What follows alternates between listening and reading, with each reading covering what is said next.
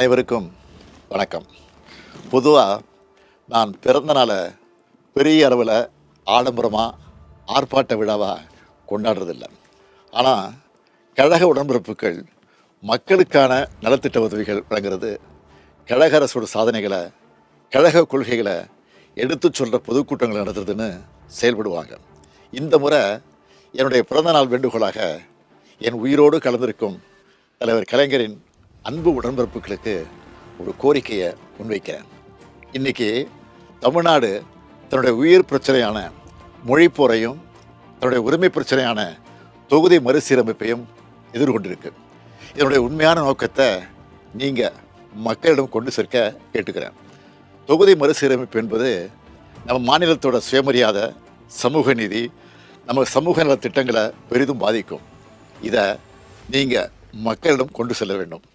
ஒவ்வொருவரும் மாநிலம் காக்க எழுந்து நிற்க வேண்டும். இந்தியாவுக்கே வழிகாட்டியாக நாம் போராட்டத்தை தொடங்கணும். இப்போது கர்நாடகா, பஞ்சாப், தெலுங்கானா போன்ற மாநிலங்களிலிருந்து நமக்கான ஆதரவு குரல் வந்திருக்கு. இதை பார்த்த ஒன்றிய அரசு இந்திய திரைக்கலன்னு சொல்லிக்கிட்டே அதுக்கான எல்லா முன்னெடுப்புகளையும் எடுத்துக்கிட்டு இருக்காங்க. மும்மொழி கொள்கையை ஏற்றுக்காததால் நமக்கான பணமும் இன்னமும் தரலை. அதேபோல் தமிழ்நாட்டுக்கான தொகுதிகளை குறைக்க மாட்டோம்னு மட்டும்தான் சொல்கிறாங்களே தவிர மற்ற மாநிலங்களோட எண்ணிக்கையை அதிகரிக்க மாட்டோம்னு சொல்ல மாட்டுறாங்க. நாம் கேட்குறது, மக்கள் தொகை அடிப்படையில் தொகுதிகளை பிரிக்காதீங்க.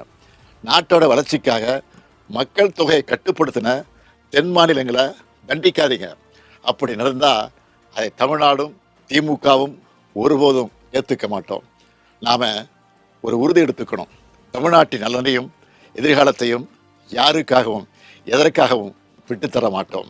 தமிழ்நாட்டுக்காக ஒன்றுபட்டு போராடுவோம். தமிழ்நாடு போராடும், தமிழ்நாடு வெல்லும். நன்றி, வணக்கம்.